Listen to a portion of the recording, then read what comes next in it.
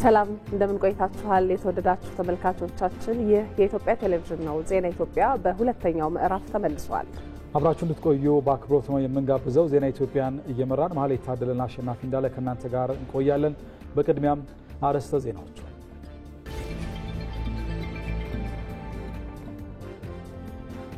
መንግስት የሚያከናውናቸው ፕሮጀክቶች ፍትሃዊና አካታች ኢኮኖሚ ልማትን የተከተሉ መሆናቸው ተገለጸ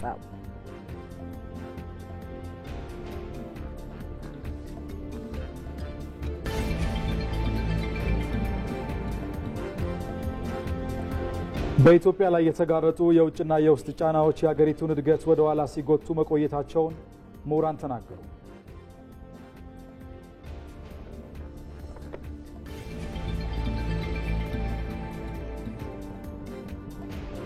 በአማራ ክልል ሰላምን ለማጽናት ወጣቶች ከመንግስት ጎን ቆመው ሊሰሩ እንደሚገባ የደሴ ከተማ አስተዳደር ወጣቶች ተናገሩ።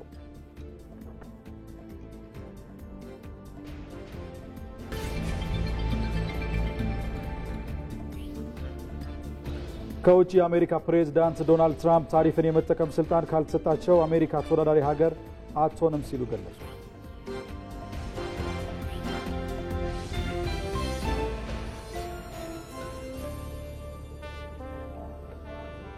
ተመልካቾች ከዜና ኢትዮጵያ ጋር ቆይታችሁን ስታደርጉ ከዚህ ከዋናው ስቱዲዮ ከያዝናቸው ጉዳዮች ባሻገር በቀጥታ መስመር ሪፖርተሮቻችንን ጋብዘን ተጨማሪ መረጃ እንጠይቃለን እንዲሁም እንግዳ ጋብዘን ማብራሪያ የምንጠይቅበትን ጉዳይም ጭምር ይዘናል። ፍትሃዊና ሁሉን አካታች ኢኮኖሚ በመገንባት ረገድ በኢትዮጵያ ባለፉት ዓመታት የተከናወኑ ስራዎች ምን ይመስላሉ? ምን አይነት ውጤቶችስ አስገኝተዋል የሚለውን ጉዳይ በአጀንዳነት እናነሳለን። በዚሁ ሀሳብ ላይ ወንደሰን አፈወርቅ ቆየት ብሎ ተጨማሪ መረጃ የሚያደርሰን ሪፖርተራችን ነው። በተመሳሳይ እዚሁ ጉዳይ ላይ ደግሞ በአዲስ አበባ ዩኒቨርሲቲ የቢዝነስና ኢኮኖሚክስ መምህርና የፕሮ ኢንቨስት ካፒታል መስራች የሆኑት አቶ አየለ ከበደም ለተጨማሪ ማብራሪያ ስቱዲዮአችን ተገኝተዋል። በሰዓቱ ከሳቸው ጋር ይህንን ጉዳይ በተመለከተ ቆይታ እናደርጋለን። በሌላ በኩል በ2017-18 የመኸር የእርሻ ወቅት ከ20 ሚሊዮን ሄክታር በላይ መሬት በሰብል እንደተሸፈነ የግብርና ሚኒስቴር መረጃ አመልክቷል። ይህንን ጉዳይ በተመለከተ ደግሞ ባየሙላት ተጨማሪ መረጃ ይሰጠናል። ቆይታችሁን ከዜና ኢትዮጵያ ጋር እንድታረጉ በአክብሮት እንጋብዛለን። አብራችሁን ቆዩ። አልሰማንም ዛሬም አንሰማም ብለን ነው ጀጎል ላሊበላ አክሱምን ያቆም ነው። አንሰማም ብለን ነው በነጻነት ክብር ቅኝ ያልተገዛ ነው። አንሰማም ብለን ነው አባይን ሞግተን ችለን ያሳየነው። አንሰማም ብለን ነው በአረንጓዴ አሻራ ደምቀን ያበራ ነው። ከስንዴ ምጽዋት ከርዳታ የዳን ነው። አሁንም አልሰማንም። ኢትዮጵያ ቀይ ባህር አይገባት የሚለውን አልሰማንም። አሁን አልሰማንም። አትችሉም ለሚሉን መስሚያም ጊዜም የለን። እነሱ ሲያወሩ እኛ ስራ ላይ ነን። በእኛም ደም ውስጥ አለ። እነሱ ሲያወሩ እኛ ስራ ላይ ነን። እናት ኢትዮጵያ የሀገራችን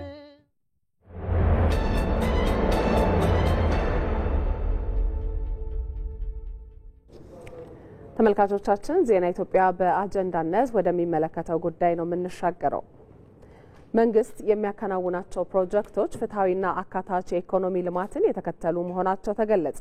የከተማና የገጠር ኮሪደር ልማት ለአብነት የሚጠቀሱ ፕሮጀክቶች ናቸው። ሙሉ ግርማይ ዝርዝር አለው። የተጎሳቆሉ መንደሮችና ቤቶች የከተማዋ መገለጫ እስኪመስሉ ተንሰራፍተው ይታዩ ነበር። እንዲህ ያለውን ሁኔታ መቀየር ይቻላል የሚለው ደግሞ የብዙሃኑ ጥርጣሬም ጥያቄም ነው። ከዓመታት በፊት ስራው ሲጀመር በዚህ መልኩ ይሆናል ተብሎም የተጠበቀም አልነበረም። በአዲስ አበባ ከተማ በሁለት ዙር የተካሄደው የከተማ ኮሪደር ልማት ፕሮጀክትና የወንዞች ዳርቻ ልማት ፕሮጀክት አዲስ አበባ ከዚህ ቀደም የምትታወቅበትን ገጽታ ሽሮ በአዲስ መልኩ የተገለጠች ከተማ እንድትመስልም አድርጓታል። እንዲህ ያለው ስራ ከከተማነት እድገት ጋር የተሳሰረ ልማት ነው። መፈናፈኛ ያጣ የነበረችው ከተማ ዛሬ ላይ ኮሪደር ልማቱ በተከናወነባቸው ስፍራዎች ሁሉ ህዝብ የሚጋራባቸው ላይን የሚማርኩ ስፍራዎች መገኛ መሆንም ችላለች። በሁሉም ስፍራ ላይ በሁሉም አካባቢ ላይ የሰራናቸው ልማቶች አካታች አዋቂውን፣ ህፃናትን፣ ወጣቶችን፣ የተለያዩ ፍላጎቶችንና አካል ጉዳተኞችንም ጭምር ታሳቢ ያደረገ ነው። የኮሪደር ልማት ሁሉን አካታች በሆነ መልኩ ፍትሃዊ ልማትን ለዜጎች ማድረስ የተቻለበት ዘመኑን የዋጀ ስራ ስለመሆኑም የብዙዎች ምስክር ነው። ሀብሎ በአዲስ አበባ የተጀመረው የኮሪደር ልማት በመዲናዋ ብቻ ሳይገታ በክልል ከተሞችና ከተማ አስተዳደሮችም እንዲተገበር ፈርቀዳጅ ነበር።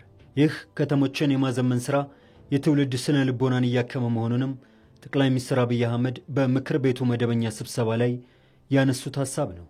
የከተሞችን የፈጠራ አቅም በማሳደግና የኑሮ ዘይቤን እንዲቀይሩ በማድረግ ጭምር ማህበረሰብን እየሰራ ያለ ሥራ ነው።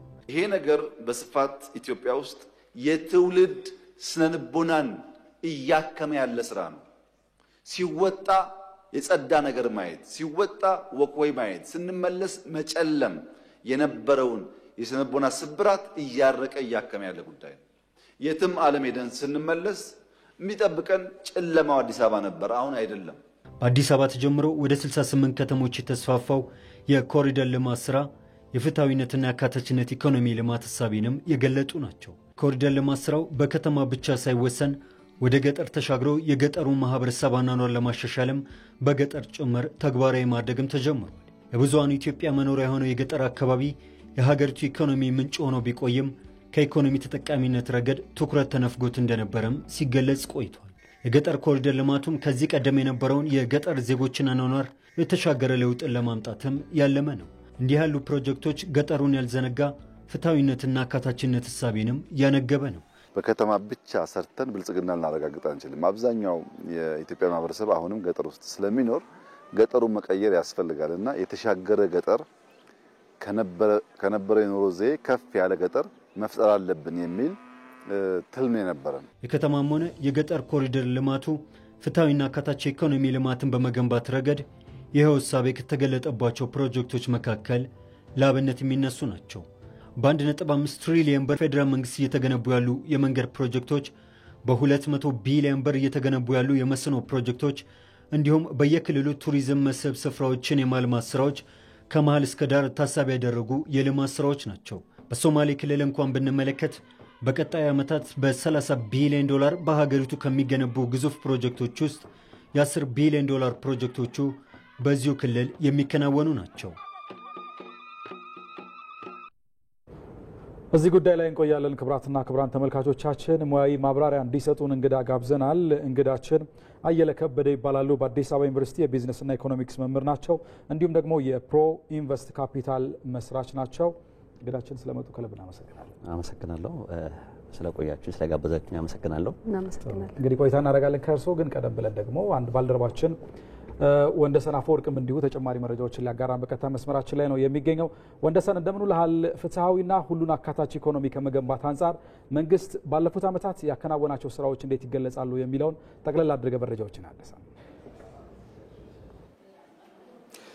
መልካም አሸናፊ፣ እንግዲህ ፍትሐዊና ሁሉን አካታች የሆነ ኢኮኖሚን መገንባት ስንል በተለይ ደግሞ ሁሉንም ዜጎች ተጠቃሚ የሚያደርጉ ስራዎችን መስራት መቻል የሚለውም አብሮ ይነሳል እና ባለፉት ዓመታት በተለይ መንግስት ይህንን ለማረጋገጥ ሁሉም ዜጎች ተጠቃሚ የሚሆኑበትን ፍትሐዊም የሚሆኑ የልማት ስራዎችን ሲሰራ ቆይቷል።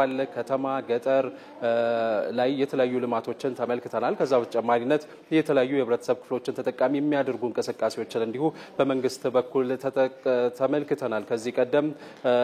እንዲሁም ደግሞ በአንዳንድ ሁኔታዎች የምንመለከታቸው የተወሰነ አቅም ያላቸው ሰዎች ተጠቃሚ የሚሆኑባቸው ሳይሆኑ አቅመ ደካሞች እንዲሁም ደግሞ ዝቅተኛ የሆነ ገቢ ያላቸው የህብረተሰብ ክፍሎች ተጠቃሚ የሚሆኑባቸውም የተለያዩ ስራዎችን ተሰርቷል ብሎ ማንሳት እንችላለን። በመንግስት በኩል እንግዲህ እንዳጠቃላይ ስናነሳ በተለይ በከተማ አካባቢ ለአብነት አዲስ አበባን ማንሳት እንችላለን። በአዲስ አበባ የሚታዩ ልማቶች ከዚህ ቀደም በገጠሪቱ የሀገሪቱ ክፍሎች የመስፋፋታቸው እድል በጣም ዝቅተኛ እንደነበር እናስታውሳለን። አሁን ላይ አዲስ አበባ ላይ የምንመለከታቸው ነገሮች በብዛት ወደ ክልል አካባቢዎችም እንዲሁ በስፋት እየተመለከትን ነው።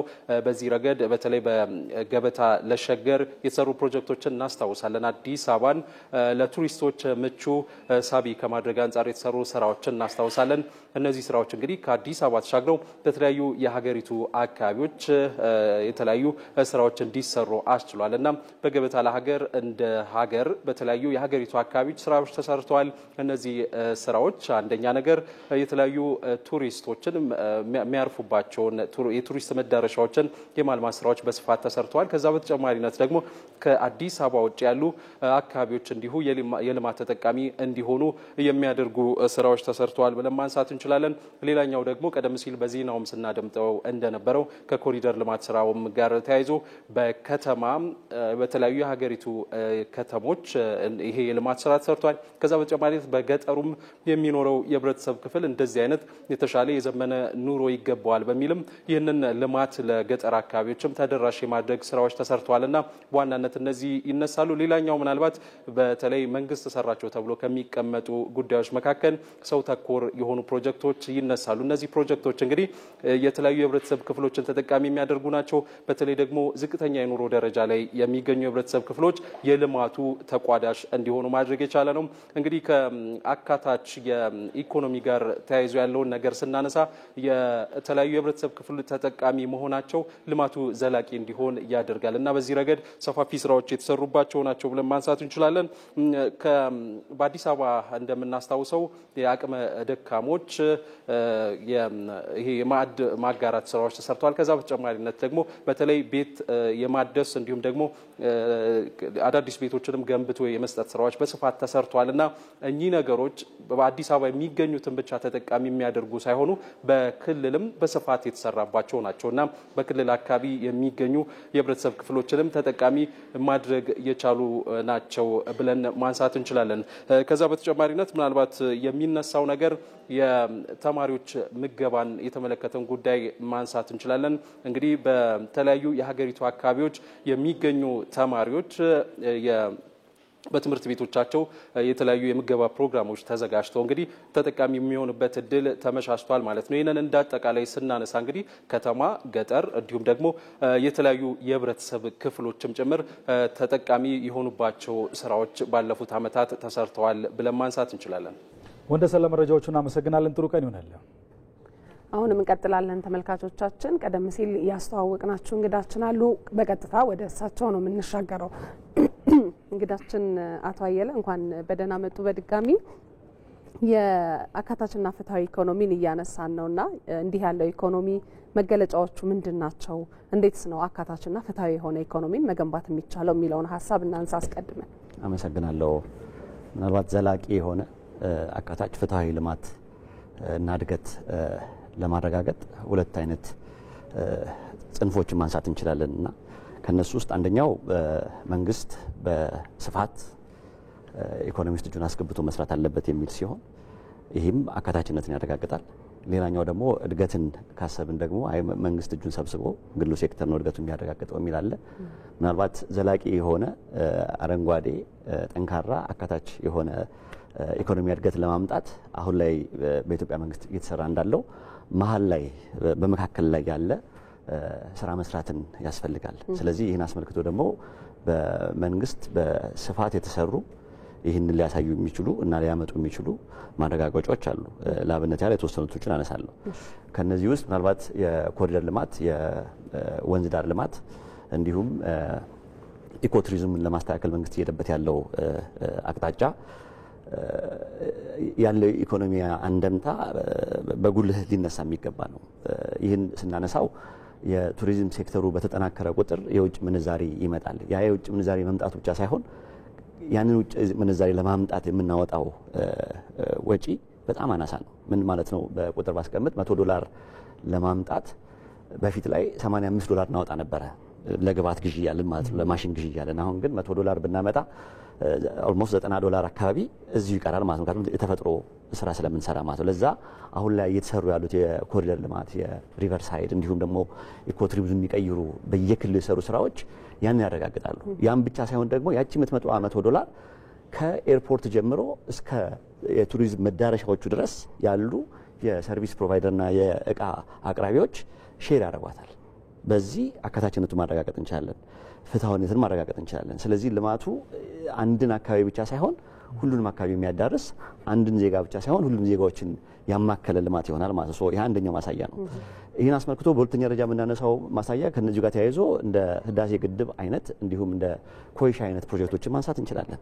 ድሮ የኛን የውጭ ምንዛሪ ገቢ ድሬን የሚያደርግብን የነበረው ኃይል ነው፣ ነዳጅ ነው። ያን ነዳጅ ለመቀየር የሚያስችል ትልቅ የሆነ ማሲቭ የሆነ ዳም ነው የመጣው። ያ ዳም ወደ ኤሌክትሪክ ተቀይሮ ያ ኤሌክትሪክ የኛን መኪኖች የኛን ኢኔብለርስ በጣም ብዙ አስቻይ ነገሮችን ስለሚያመጣ በፊት የምናወጣውን ወጪ በመቀነስ ልማቱን አሁን ማስፋትና ወደታች ወደ ደግሞ ለእያንዳንዱ ዜጋ መድረሱን ማረጋገጥ ያስችላሉ ማለት ነው። በሶስተኛ ደረጃ ማንሳት የምችለው የኢንተረስት ፍሪ ፋይናንስ፣ የኢንተረስት ፍሪ ባንኪንግ በልማት ያልተካተተ ከፍተኛ የሆነ የማህበረሰብ ክፍልን ወደ ልማት ያመጣ ፋይናንስ እንዲያሰባስብ በዛ ፋይናንስ ደግሞ ኢኮኖሚ እንዲያንቀሳቀስ ማድረግ ያስቻለ ነው። ይሄ አዲስ የተሰራ ስራ ነው። ከዚህ ጋር አያይዘን የምናነሳው የኢትዮጵያ ካፒታል ገበያ ወደ ስራ መግባቱ ማለት ነው። የኢትዮጵያ ካፒታል ገበያ ወደ ስራ ሲገባ ኢትዮጵያ ውስጥ ከፍ ያለ ፋይናንስና የአቅም የነበራቸው ሰዎች ብቻ ነበረ ነው አክሲዮን ገዝተው የተቋም ባለቤት ሆነው ማደግ የሚችሉት። በዚህ ምክንያት አብዛኛው በዝቅተኛ የኑሮ ደረጃ ላይ ያለ ገንዘቡን የሚቆጥብበት ብቸኛው አማራጭ እና ብቸኛው የነበረው ባንክ ነው። ባንክ ደግሞ ሲከፍለውም የነበረው ኢንተረስት በጣም ዝቅ ያለ ነው ከካፒታል ገበያው ከሚያመጣው የካፒታል ጌን አንጻር ሲታይ ማለት። ስለዚህ የኛ ሀገር ኢኮኖሚ በአንድ እጁ ብቻ ሲንቀሳቀስ የነበረ ነው።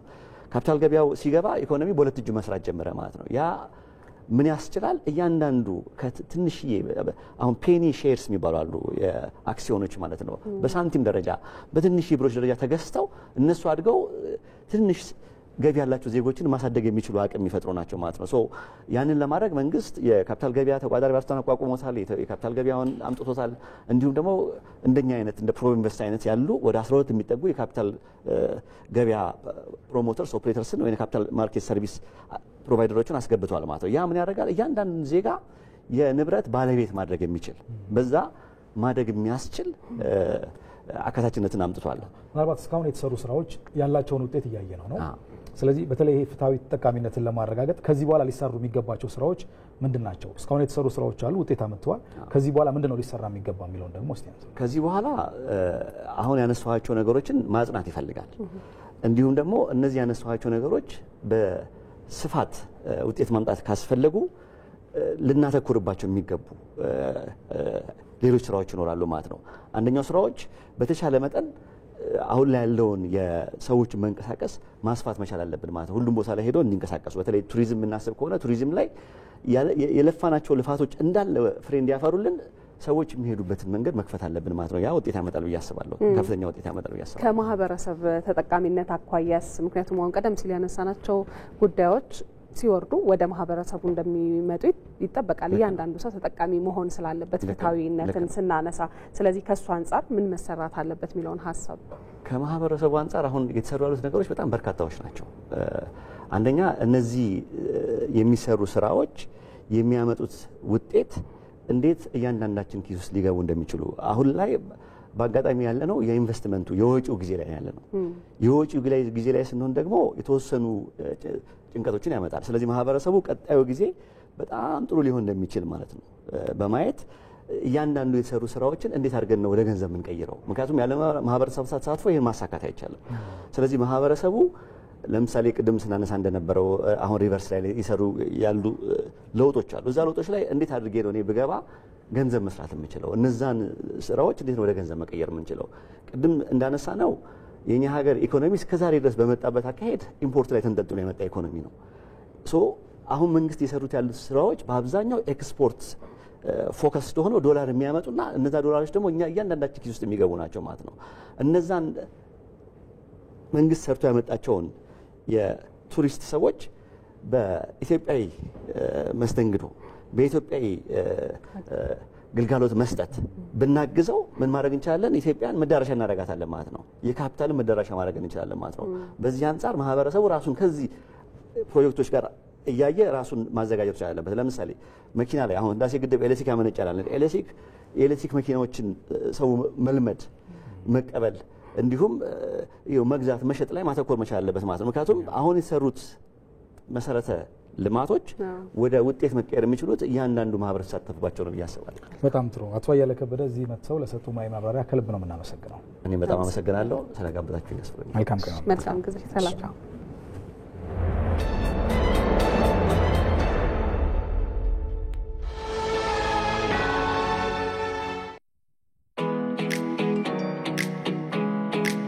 የቴክኖሎጂ ችሮታዎች ባደጉ ቁጥር ሰውን ለመጉዳት የሚጠቀሟቸውም ይበዛሉ። የዕለት ጉርሶንም ሆነ ለነገ ያሉትን አንጡራውን ከቀማኞች ለመታደግ ማስተዋልን ይሻል።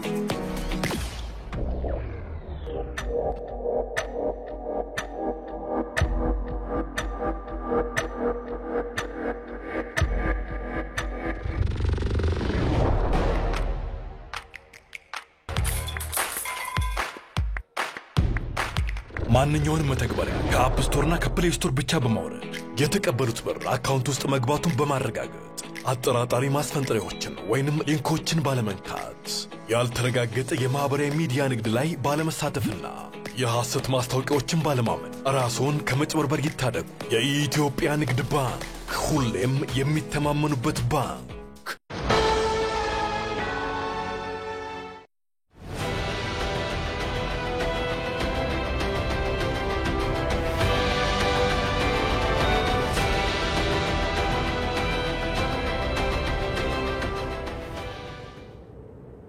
ተመልካቾቻችን ዜና ኢትዮጵያን እየተከታተላችሁ ነው የምትገኙት። ከአፍታ ቆይታ በኋላ በገዳ ስርዓት ውስጥ ባለው የግጭት አፈታት ሂደት ስለሚፈጸም አንድ ለየት ያለ ባህላዊ መሐላ የምንላችሁ ይኖረናል። ጠብቁ።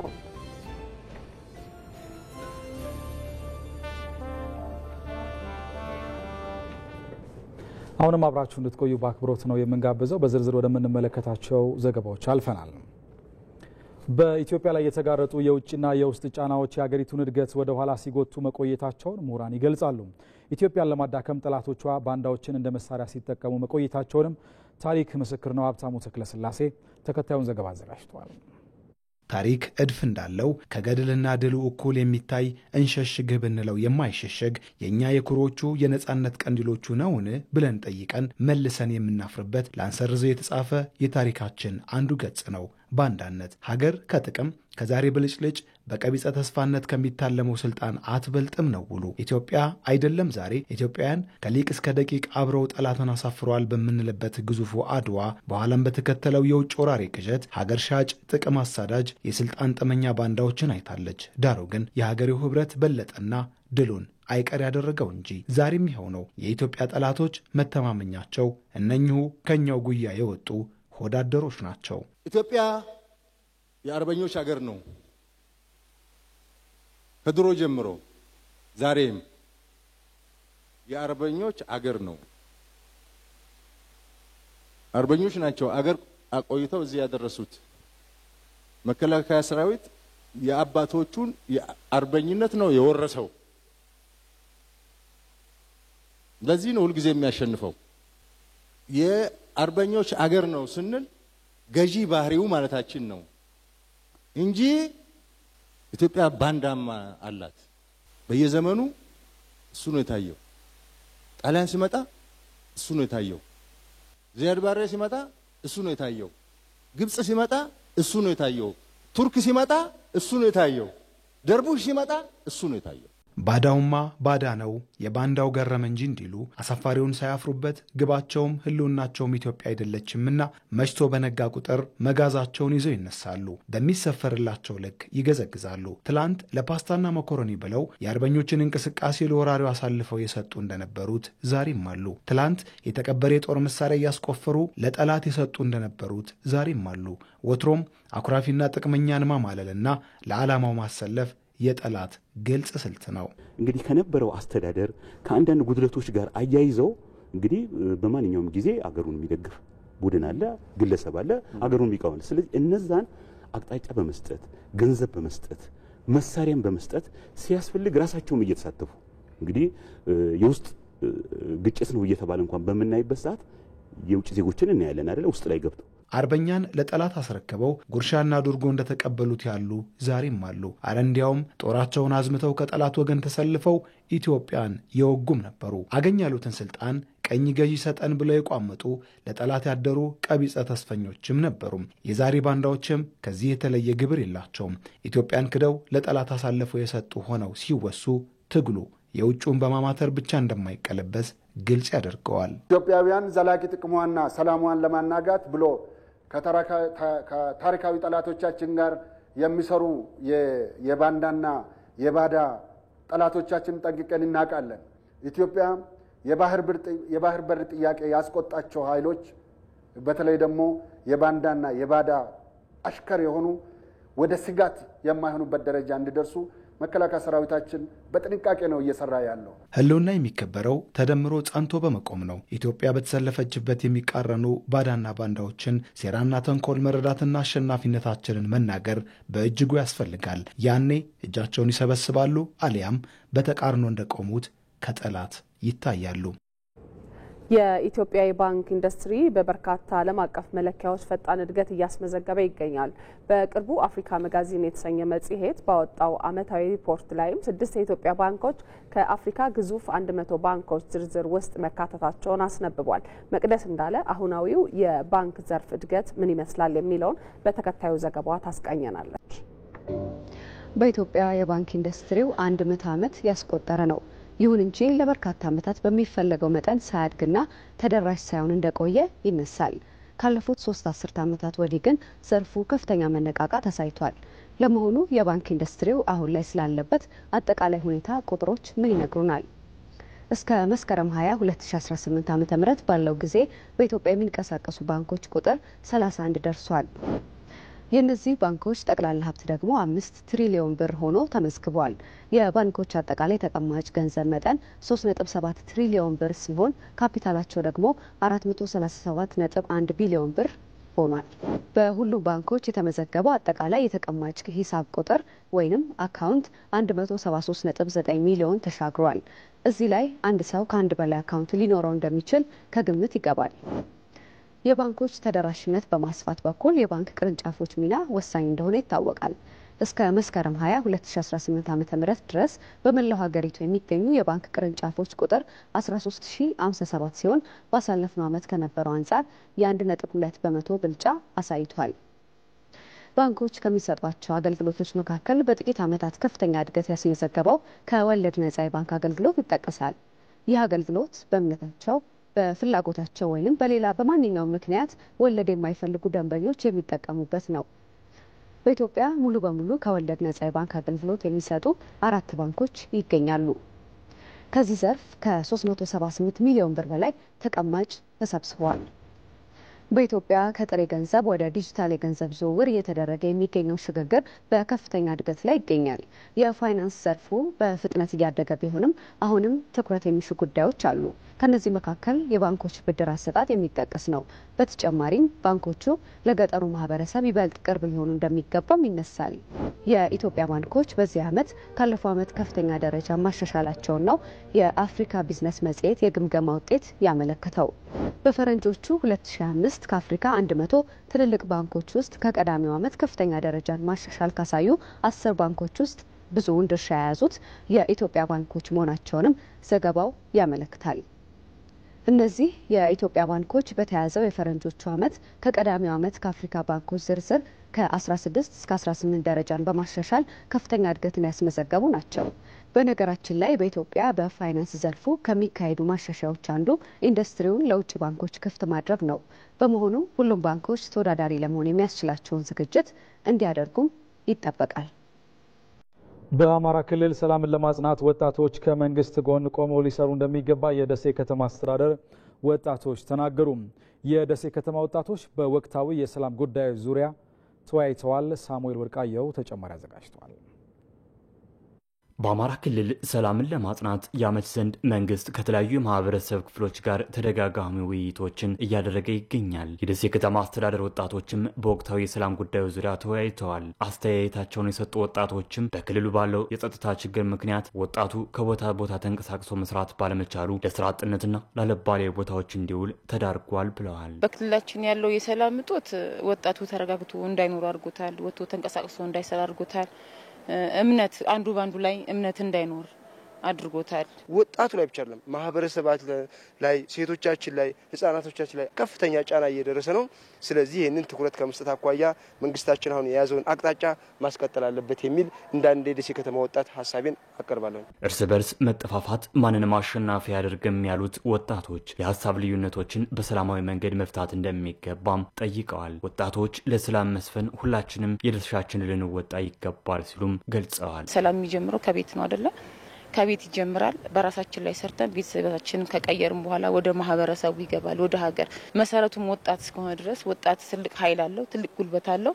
ያን ጉልበቱን ለሰላም ተጠቅሞ አገሩን ወደ ሰላም ማምጣት ይጠበቅበታል። ወጣቱ የማህበረሰብ አንቂ በመሆን ማህበረሰቡን በመቀስቀስ ፖለቲካዊ አቅጣጫውን በማስቀየር ፖለቲካዊ አንደምታውን ወደ መልካም ጎን ወደ ልማት በማምጣት አሁንም ከመንግስት ቆን ቆሞ ሰላም ሊመጣ ይገባል። የደሴ ከተማ አስተዳደር ከንቲባ የህዝብ ግንኙነት ምክትል አማካሪ አውላ አህመድ በበኩላቸው በከተማዋ ሰላምን ለማስጠበቅ ወጣቱን ያሳተፉ ስራዎች መሰራታቸውን ገልጸው በዚህም የከተማ ወጣቶች ለሰላም መስፈን ቁርጠኛ መሆናቸውን በተግባር እያሳዩ እንደሆነም ተናግረዋል። የጽንፈኛ ኃይሉን አስተሳሰብ አንጋራም፣ ከመንግስት ጎን ሆነን የተጀመረውን ሰላም እናስቀጥላለን የሚል አቋም ነው ያላቸውና ይሄንን ለማስቀጠል ደግሞ በየጊዜው እንዳልኳቸው ወጣቶች ጋር መገናኘት ያስፈልጋል፣ መወያየት ያስፈልጋል፣ መመካከር ያስፈልጋል።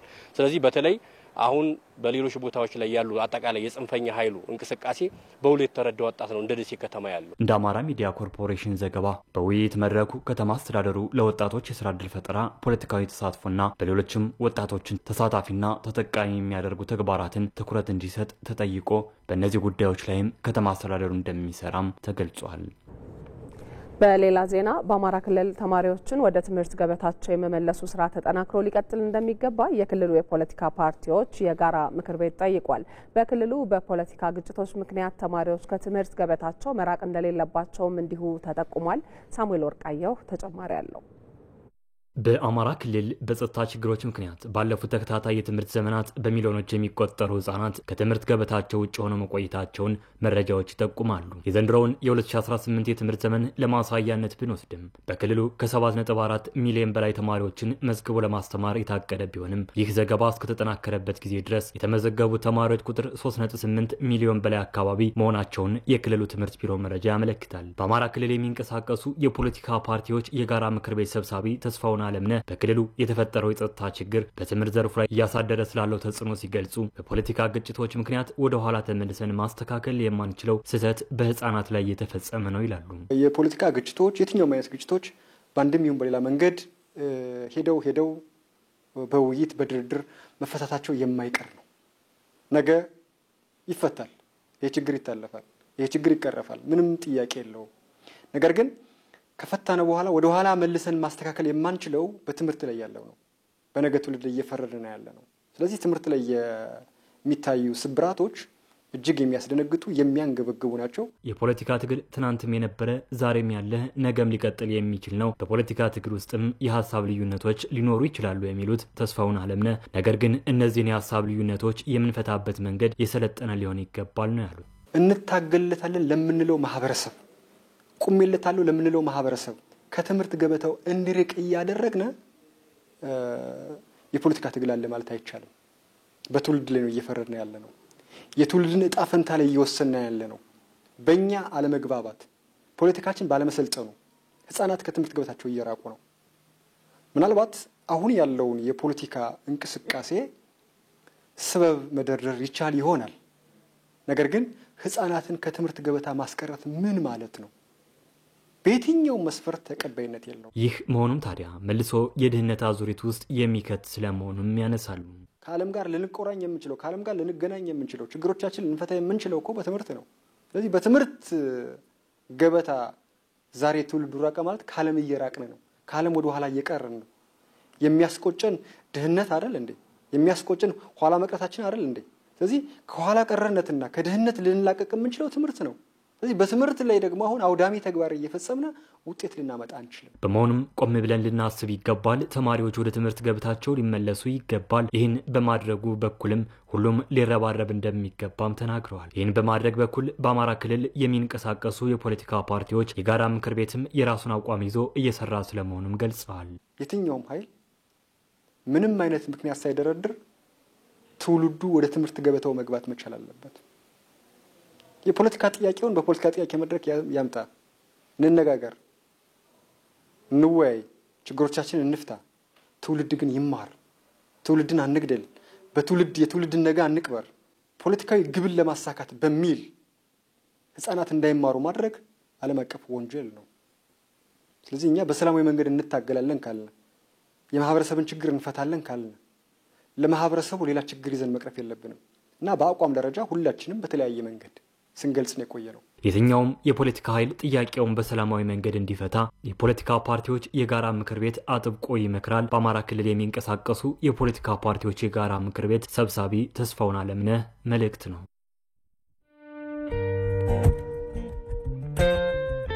የለውጥ እሳቤ ከምናብ ይልቃል። ከጊዜያዊ ችግር ከደመናው ማዶ ከውጥንቅጥ በላይ በሰነቀው ፍኖት ጮራ ይፈነጥቃል። ድህነትን ሰብሮ ሀገር ለማሻገር በንስር ከፍታ መብረር ይጠይቃል።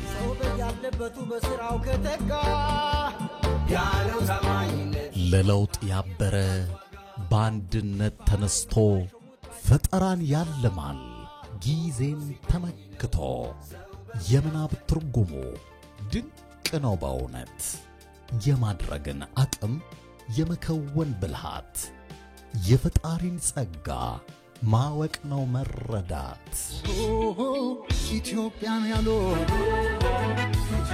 አትጠራጠሩ። በእውነት በእምነት በእውቀት ከተሰባሰብን ጉዟችን ይቃናል፣ ህብር ያስጌጠናል። አዝግሞ መዘግየት ተንሸራቶ መጥፋት ላለፈው ይበቃል። ይልቅ ፈጥረን ፈጥነን ዘለል ለመሻገር ኢትዮጵያን ለማልማት ፈተናን ወደ ድል በመቀየር መትጋት።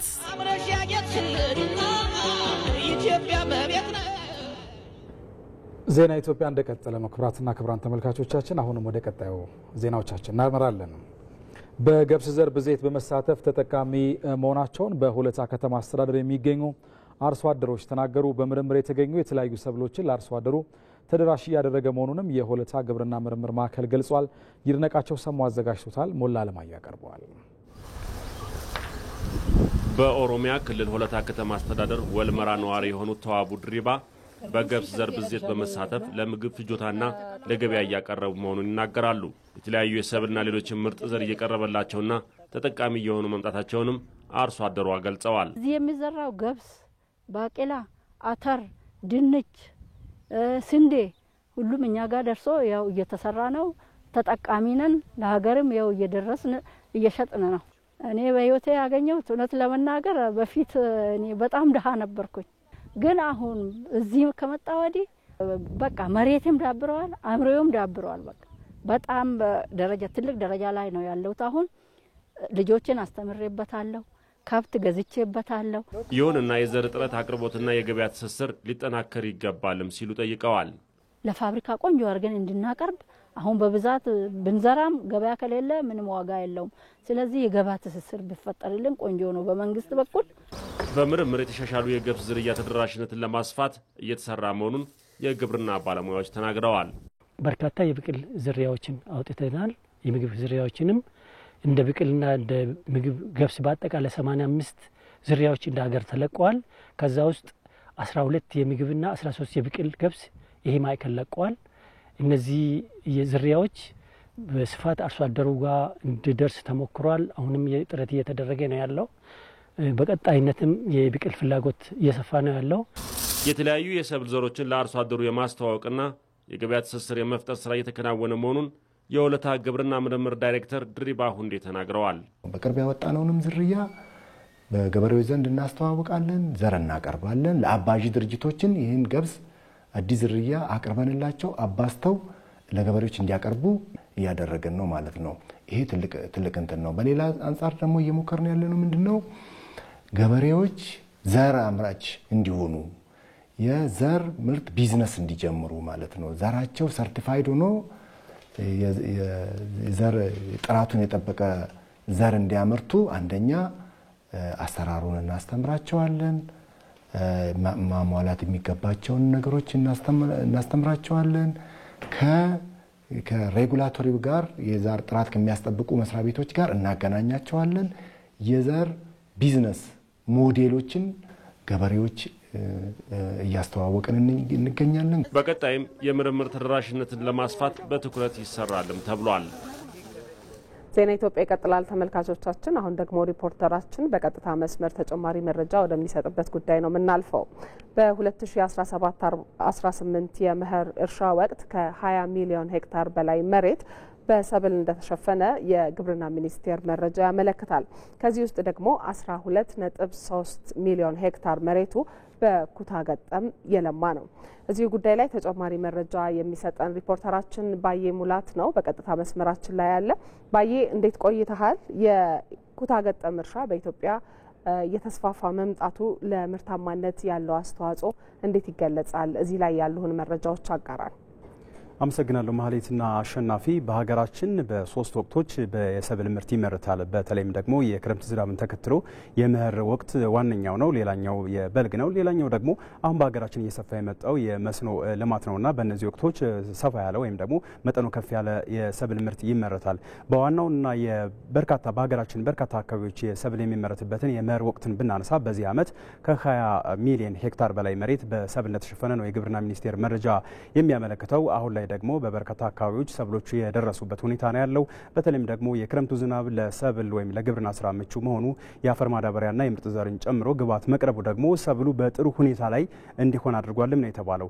በዋናነት የመኸር ሰብልን ስናነሳ በዚህ ዓመት ከ20 ሚሊዮን ሄክታሩ ያክል ወደ 600 ሚሊዮን ኩንታል ምርት ይጠበቃል ነው የተባለው። ይህ ካለፈው ዓመት ወደ 100 ሚሊዮን ገደማ የሚጠበቅ ጭማሪ ይኖረዋል ተብሎ ነው የሚጠበቀውና የሆነበት ምክንያት ደግሞ በርካታ ምክንያቶች አሉት። አንደኛው አርሶ አደሩ በኩታ ገጠም የማልማት አቅሙ ጨምሯል ነው የተባለው። የኩታ ገጠም እርሻን ስንመለከት በመኸር ከለማው 20 ሚሊዮን ሄክታር መሬት 12.3 ሚሊዮን ያክሉ በኩታ ገጠም ነው የለማውና ለአርሶ አደሩ ከፍተኛ ጠቀሜታ እንዳለው ነው የተገለጸው። ዋና ዋናዎቹን ብናነሳ የግብዓት አጠቃቀምን በጋራ ለመጠቀም የአፈር ማዳበሪያን ግብዓትን እንዲሁም ደግሞ የአርሶ አደሮቹንና የግብርና ባለሙያዎችን በቅንጅት የመስራት ወይም ደግሞ የግብርና ባለሙያዎችን ምክርን ለመቀበል ከፍተኛ ጠቀሜታ እንዳለው ነው የተገለጸው።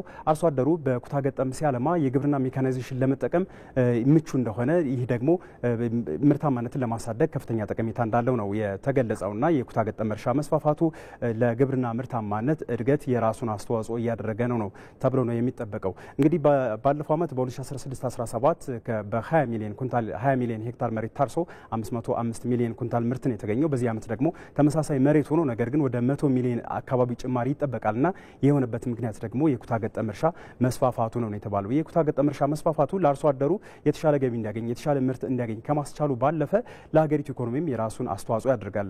ኢትዮጵያ የምግብ ዋስትናን ለማረጋገጥ በራሷ ለመቻል የግብርና ምርትና ምርታማነትን ለማሳደግ እየሰራች እንደሆነ ይታወቃልና ይህ የኩታ ገጠም እርሻ ደግሞ በሰብል ምርት ላይ ያመጣው ያለው ለውጥ የራሱ ሚና ይኖረዋል ተብሎ ነው የሚጠበቀው። ከአርሶ አደሩ ምርታማነት ባለፈ ደግሞ ለሀገር ኢኮኖሚ የግብርናው ዘርፍ ከፍ ብሎ ኢኮኖሚውን እንዲደግፍም የራሱ አስተዋጽኦ ይኖረዋል ተብሎ ነው የሚጠበቀው።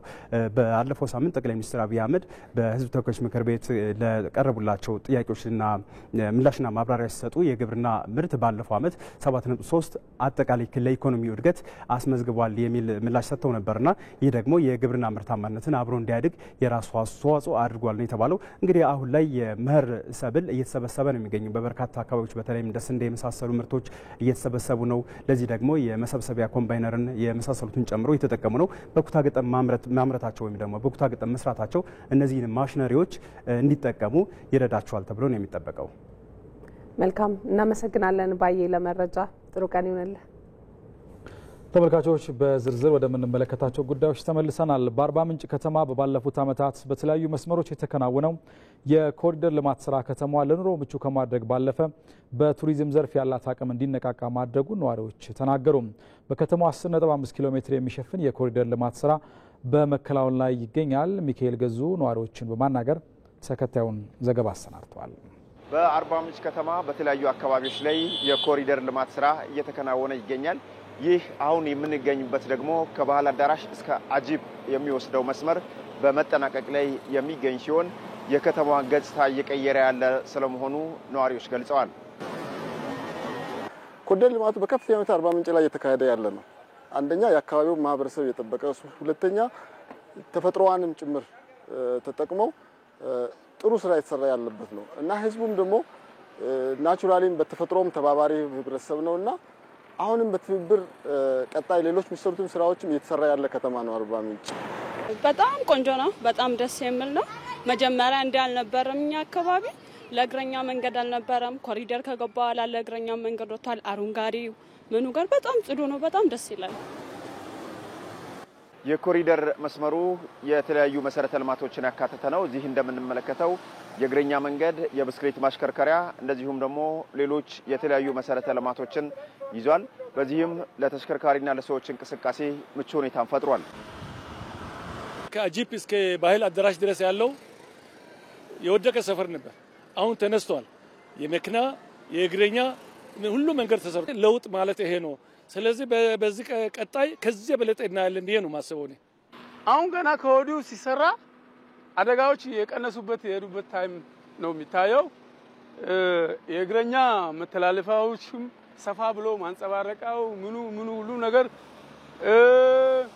ዘመናዊ የሆኑ ኮንዲቶች ተገጥሞ ለኤሌክትሪክ ሲስተም ለመብራት ሲስተሞች ተገጥሞ የሚደረጉ ስራዎች ደስ የሚል የሚበረታታ ነው።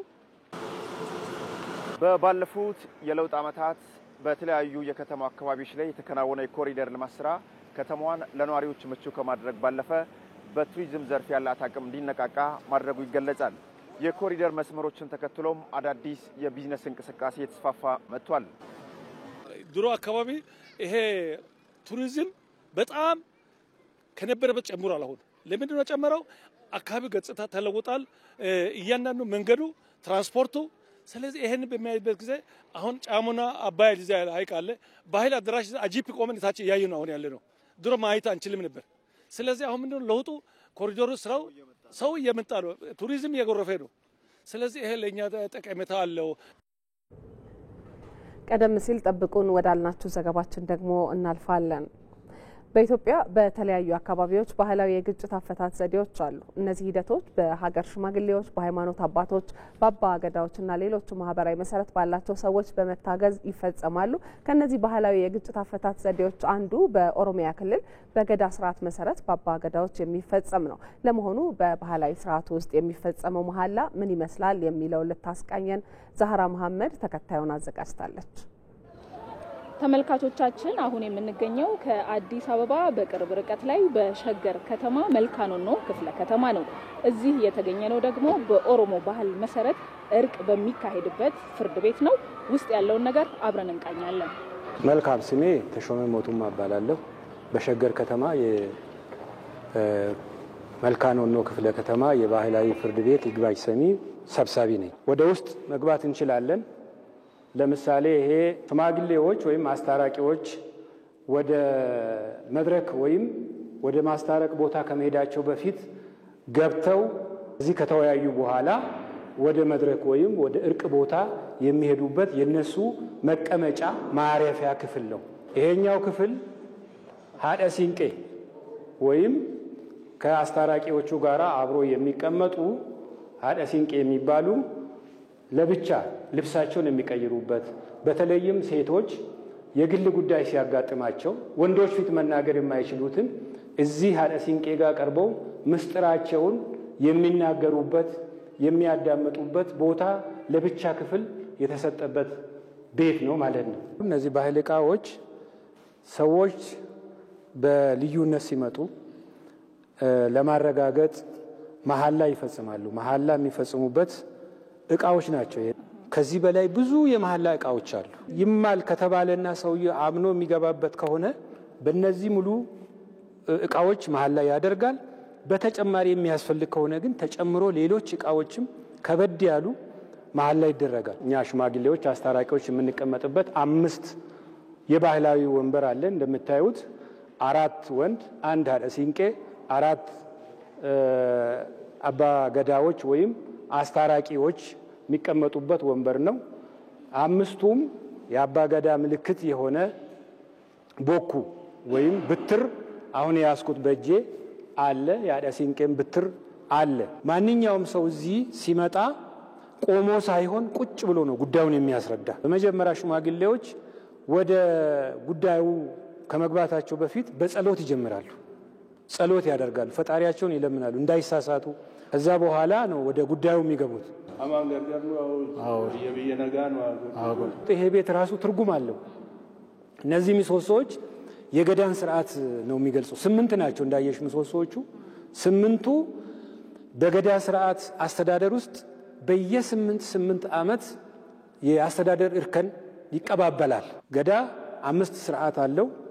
ስለዚህ እነዚህ በሮች የገዳን ስርዓት የሚገልጹ ናቸው።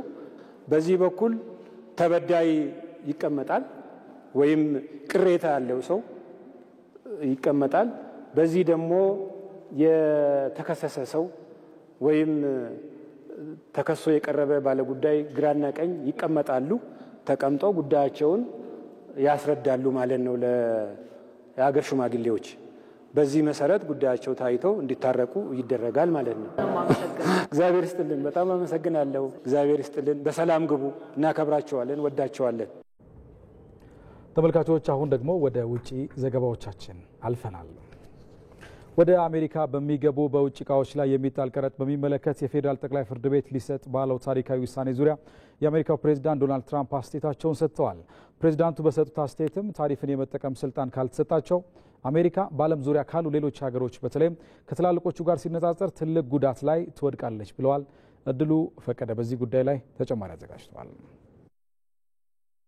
የአሜሪካው ፕሬዝዳንት ዶናልድ ትራምፕ ሀገራቸው በዓለም አቀፍ ንግድ ላይ ተጠቃሚ አይደለችም፣ እንዲያውም እየተጎዳች ነው ብለው እንደሚያምኑ ይነሳል። በዶናልድ ትራምፕ አመለካከት ሌሎች ሀገራት የአሜሪካን ገበያ በርካሽ ዕቃዎች እያጠቀለቁት እንደሆነና ይህም የሀገሪቱን ኩባንያዎች የሚጎዳ እንዲሁም ከስራ ውጭ እያደረጋቸው ነው ብለው እንደሚያስቡ ነው የሚነገረው። ትራምፕ እንደሚሉት የተለያዩ ሀገራት የአሜሪካ ምርቶች በገበያቸው ተወዳዳሪ እንዳይሆኑ የተለያዩ ክልከላዎችን እያስቀመጡ ነው በማለት ሲወቅሱም ይደመጣሉ። ታዲያ እነዚህን ታሪፎች በመጠቀም የሀገሪቱን የንግድ ሚዛን ጉድለት በማስተካከል የማኑፋክቸሪንግ ዘርፍ እንዲያብብና ስራዎችን ለመፍጠር ተስፋ ያደረጉም ይመስላል። ነገር ግን ይህ ታሪፍ የሚፈለገውን ውጤት ያስገኝ ይሁን የሚለው የብዙዎች ጥያቄ ሆኖም ሰነባብተዋል። ከዚህ ቀደም የአሜሪካም የይግባኝ ሰሚ ፍርድ ቤት ፕሬዝዳንት ዶናልድ ትራምፕ በበርካታ ሀገራት ላይ የጣሉት አብዛኛው ታሪፍ ህገወጥ ነው ሲል መወሰኑም ይታወሳል። ትራምፕ እንደ ቻይና፣ ሜክሲኮና ካናዳ ባሉ በተለያዩ የአሜሪካ የንግድ አጋር ሀገራት ላይ የጣሉት ተከታታይ ታሪፍ ፍርድ ቤቱ ህገወጥ ሲል በወቅቱ መወሰኑም ብዙ ውዝግቦችን አስነስቶም ነበር። የምጣኔ ሀብት ባለሙያዎች በበኩላቸው ታሪፉ በአሜሪካና በእያንዳንዱ ሀገራት መካከል ያለውን የሸቀጦች ጉድለት ሊቀንስ ቢችልም በአሜሪካና በተቀረው ዓለም መካከል ያለውን አጠቃላይ የንግድ ጉድለት አያመጣጥነውም ይላሉ። በአሜሪካና በተለያዩ ሀገራት መካከል ያለውን የሁለትዮሽ የንግድ ጉድለት ከመቀነስም ባሻገር ግምት ውስጥ ያልገቡ ሰፋ ያሉ ተጽዕኖች እንዳሉት ነው ባለሙያዎቹ በተደጋጋሚ የሚያነሱት። ለዚህም አንደኛው ምክንያት የአሜሪካም አጠቃላይ የንግድ ጉድለት የተፈጠረው የአንድን ሀገር ገበያና ንግድ ለመጠበቅ በተቀመጡ ክልከላዎች ብቻ ሳይሆን የሀገሪቱ ምጣኔ ሀብት በሚመራበት መልኩ ምክንያት ነው ይላሉ። አሜሪካውያን ከሚያገኙት በላይ ወጪ እንዲሁም ኢንቨስት ያደርጋሉ። ይህ ክፍተት ማለት አሜሪካ ከምትሸጠው በላይ ከዓለም እንድትገዛ አድርጓታል። ስለዚህ ይህ እስከቀጠለ ድረስ አሜሪካም በዓለም አቀፍ የንግድ አጋሮቿ ጋር ታሪፍ ብትጨምርም የንግድ ጉድለቷ በዛው ሊቀጥል ይችላልም እየተባለ ነው። አንዳንድ የንግድ ጉድለቶች ደግሞ ከታሪፎች ጋር በተገናኘ ብቻ ሳይሆን በሌሎች ምክንያቶች ሊከሰቱም ይችላሉ። እንደ ምሳሌ በሌሎች ሀገራት ለማምረት ቀላል ወይም ርካሽ የሆነ ምግብ መግዛት ሊሆን እንደሚችል ነው የተገለጸው። የአሜሪካው ፕሬዝዳንት ዶናልድ ትራምፕ በቅርቡ ታሪፍን ወይም በውጭ ዕቃዎች ላይ የሚጣል ቀረጥ በሚመለከት የፌዴራል ጠቅላይ ፍርድ ቤት ሊሰጥ ባለው ታሪካዊ ውሳኔ ዙሪያ አስተያየታቸውን ሰጥተዋል። ፕሬዝዳንቱ የውጭ ንግድ ቀረጥ የሀገሪቱን ብሔራዊ ደህንነትና የኢኮኖሚ ጥንካሬ ለማስጠበቅ ወሳኝ መሳሪያ ነው ሲሉም ገልጸዋል። የሚቀጥለው ሳምንት የታሪፍ ጉዳይ ውሳኔ በአሜሪካ ታሪክ ውስጥ እጅግ በጣም አስፈላጊ ከሆኑት አንዱ ነው ተብሎለታል።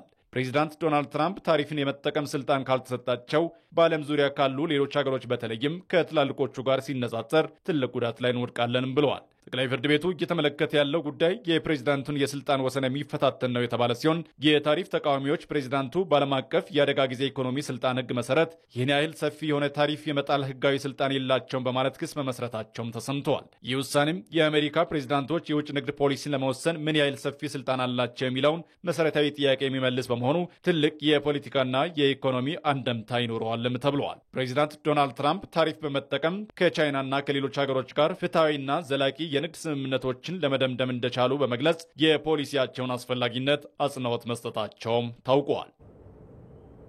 የውጭ ምንዛሪና የዓለም አቀፍ ግብይት መረጃን ደግሞ ከተከታዩ ጥንቅር ተከታትለን እንመለሳለን።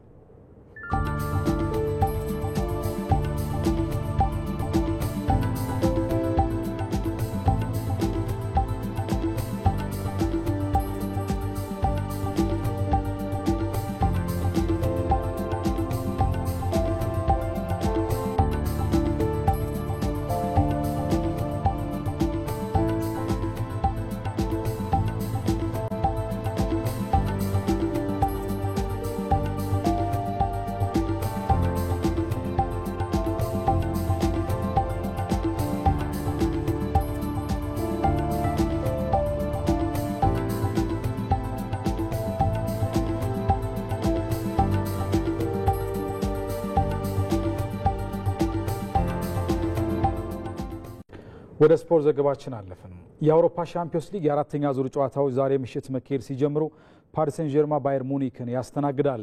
ቡድኖቹ በመድረኩ እስካሁን በአንድም ጨዋታ ያለመረታት ጉዟቸውን ለማስቀጠል ይጫወታሉ። ይበልጣል ሰውነት የአውሮፓ ቻምፒዮንስ ሊግ በአራተኛ ሳምንት መርሃ ግብር ዛሬ ምሽት ሲመለስ ባየር ሙኒክ ወደ ፈረንሳይ ተጉዞ ፓሪስ ሴን ጀርመን የሚገጥምበት ጨዋታ ትኩረትን ስቧል። ቡድኖቹ ከመጀመሪያ 3 ጨዋታዎች 9 ነጥብ ሰብስበው በአንድ የግብ ልዩነት ካናት ተቀምጠው ነው ዛሬ የሚገናኙት። የሉዊስ ኢንሪኬ ፓሪስ ሴን ጀርመን የአንደኛነቱን ስፍራ ይዞ ይገኛል። ዛሬ በአንድም ጨዋታ ያለመሸነፍ ጉዟቸውን ለማስቀጠል ከፍተኛ ፉክክር እንደሚያደርጉ ይጠበቃል። የዘንድሮውን የመድረኩ ዋንጫ የተሻለ የማሸነፍ ቅድመ ግምት ከተሰጣቸው ቡድኖች መካከል ዋነኞቹ ናቸው ፓሪስ ሴን ጀርመንና ባየር ሙኒክ። ፓሪስ ሴን ጀርመን ከሪያል ማድሪድ በኋላ በተከታታይ ለሁለተኛ ጊዜ የመድረኩን ክብር ለማሳካት እየተፎካከረ ይገኛል። ቡድኑ ምንም እንኳ በጉዳት ምክንያት የበርካታ ወሳኝ ተጫዋቾቹን ግልጋሎት እያገኘ ባይሆንም በመጀመሪያ 3 ግጥሚያዎች አታላንታ፣ ባርሴሎናና ባየር ሌቨርኩሰንን በመርታት በ100% አሸናፊነት እየገሰገሰ ይገኛል። ባርሴሎናን ከሜዳ ውጭ ገጥሞ ባለቀ ሰዓት በጎንሳሎ ራሞስ ግብ ያሸነፈበት መንገድ አስደናቂ የሚባል ነበር። ቡድኑ በፊት መስመሩ ብቻ ጥገኛ ያልሆነ ከየትኛው መስመር በሚነሱ ተጫዋቾች ማስቆጠር የሚችል ነው። በሐሰተኛ 9 ቁጥር መጫወት በሚችሉት ኡስማን ዴምቤሌና ሰኒ ማዮሉ፣ ከሳጥን ሳጥን በሚያካልሉት አሽራፍ ሀኪሚና ኑኖ ሜንዴሽ፣ በአንድ ለአንድ ግንኙነት ወደር አልባ በሆኑት የክንፍ ተጫዋቾች ብራድሊ ባርኮላ፣ ዴዝሪ ዱዌና ህቪቻ ከቫራትስኬሊያ እንዲሁም በአማካይ ስፍራ ተጫዋቾች ቪቲኒያ፣ ጆዋኔቨስና ፋቢያን ሩይዝ ጎሎችን እያመረተ ይገኛል። በያዝነው ውድድር ዘመን በመድረኩ ጨዋታ ከተሰለፉ 22 የፓሪስ ሴን ጀርመን ተጫዋቾች 16ቱ ቢያንስ አንድ ጎል አስቆጥሯል። በዛሬው ጨዋታም እምብዛም ቅድመ ግምት ያላገኘ ተጫዋች ሊያስቆጥር የሚችልበት እድል ሰፊ ነው። በክረምቱ ከሊል ያዘዋወሩት ግብ ጠባቂው ሉካስ ሼቫሌር ኳስን በሚገባ ከኋላ መስርቶ በመውጣት ረገድ ቁልፍ ሚና እየተጫወተ ነው። ፓሪስ ሴን ጀርመን በያዝነው የውድድር ዓመት በአውሮፓ ቻምፒዮንስ ሊግ ከሚሳተፉ ቡድኖች በእድሜ ሁለተኛው ወጣት ስብስብ ነው። ይሁንና ቡድኑ በፈረንሳይ ሊግ 1 በተጠበቀው ልክ በውጤታማነት እየተጓዘ አይደለም። ካለፈው 5 ጨዋታዎች በ3 አቻ የተለያየ ሲሆን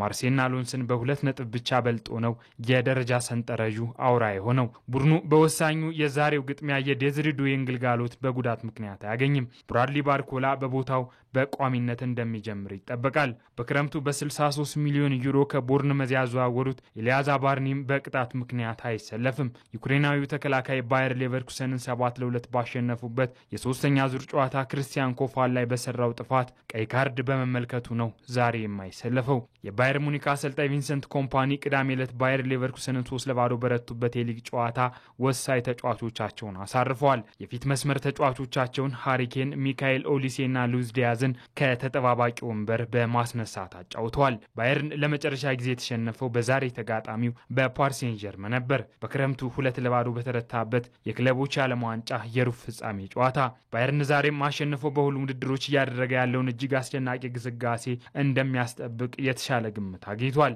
እስካሁን ያደረጋቸውን 15 ጨዋታዎች በሙሉ በድል አድራጊነት ተወጥቷል። በ9 የቡንደስሊጋ ጨዋታዎች 33 ጎሎችን ተጋጣሚዎቹ ላይ አስቆጥሯል። በሌሎች ስታዲየሞች አትሌቲኮ ማድሪድ ከዩኒየን ሳንጅሎዝ፣ ዩቬንቱስ ከስፖርቲንግ ኦሎምፒያኮስ ከፒኤስቪ የሚያደርጓቸው ጨዋታዎችም ከተጠባቂዎች መካከል ናቸው። ሁሉም ቡድኖች ከ15ኛ ደረጃ በላይ እንደመሆናቸው በቀጥታ ጥሎ ማለፍ ውስጥ የመግባት እድላቸውን ለማስፋት ብርቱ ፉክክር እንደሚያደርጉ ይጠበቃል። ተመልካቾቻችን እኩለ ቀን 6 ሰዓት ላይ የጀመረው ዜና ኢትዮጵያ በተለያዩ ጉዳዮች ከናንተ ጋር ቆይታ አድርጎ በተከታተላችሁት መልኩ ተጠናቀቀ። አብራችሁን ስለነበራችሁ ከልብ እናመሰግናለን። ማለት ታደለና አሸናፊ እንዳለ ዜናውን እናንተ ተመርተናል። የዜና ኢትዮጵያ አዘጋጅ መታሰቢያ ደረጀ ነች። ዳይሬክተራችን ደግሞ አቤኔዘር በቀለ ነበር። መላው ስቱዲዮና የስርጭት ባለሙያዎችም ከኛ ጋር ቆይታ አድርገዋል። ጥሩ ቀን ይሁንላችሁ።